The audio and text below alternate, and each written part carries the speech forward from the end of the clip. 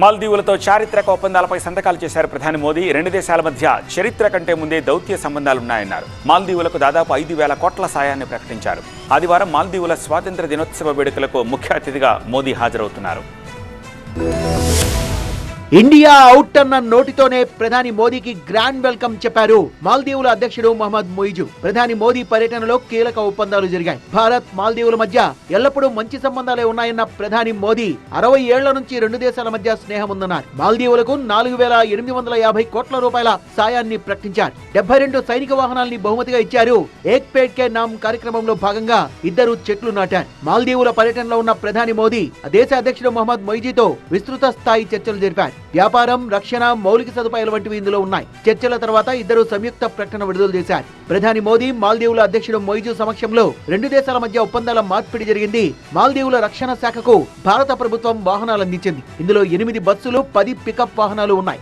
भारत और मालदीव अपने राजनयिक संबंधों के भी 60 साल मना रहे हैं, परंतु हमारे संबंधों की जड़ें इतिहास से भी पुरानी है और समुद्र जितनी गहरी है। आज जारी किया गया डाक टिकट, जिसमें दोनों देशों की पारंपरिक नौकाएं हैं, दर्शाता है कि हम केवल पड़ोसी नहीं हैं, सहयात्री भी हैं।